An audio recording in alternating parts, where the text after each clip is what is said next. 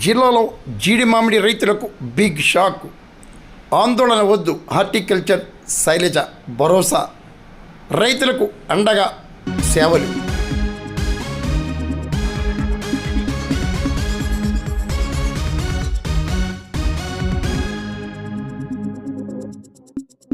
వాతావరణ పరిస్థితుల ప్రభావంతో ఉమ్మడి తూర్పుగోదావరి జిల్లాలోని జీడి మామిడి తోటలు సాగు చేస్తున్న రైతులకు బిగ్ షాక్ ఏర్పడింది.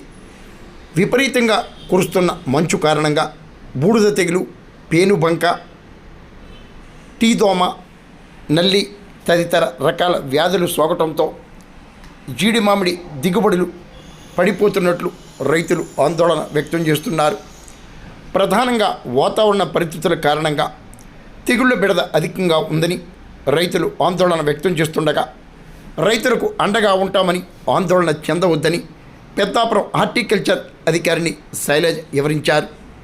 రైతులంతా ఉద్యానవన శాఖల సేవలను సద్వినియోగం చేసుకోవాలని, జీడి మామిడి తోటల్లో వచ్చే తెగుళ్ల నివారణకు తగు సూచనలు, సలహాలు అందిస్తున్నట్లు శైలజ తెలిపారు.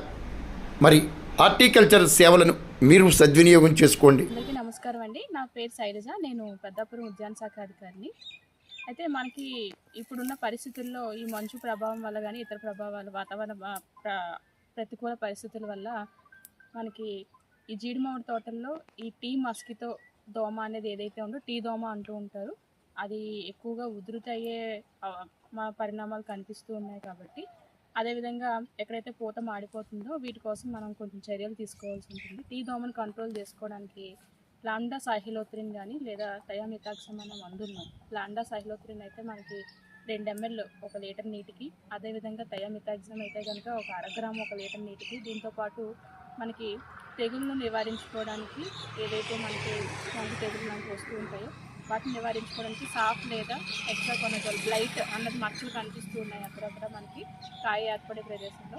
దాన్ని కంట్రోల్ చేసుకోవడానికి ఈ సాఫ్ లేదా హెక్సాకోనజోల్ కూడా చేసుకున్నట్లయితే మనము ఈ సమస్యని తగ్గించుకోవచ్చు అండి. అదేవిధంగా ఇప్పుడు ఎక్కడైతే పిందె ఏర్పడుతూ ఉందో ఈ టైంలో మనము మల్టీకే 13-045 ఒక 10 గ్రాములు, అదేవిధంగా మైక్రో న్యూట్రియంట్ మిక్స్ ఒక 5 గ్రాములు లీటర్ నీటికి కలిపి పిచికారీ ఇచ్చుకున్నట్లయితే పూత నుంచి పిందె బాగా ఏర్పడడంతో పాటు పిందె కూడా మంచి సైజు పెరిగి ఆరోగ్యంగా ఉండే అవకాశం ఉంది.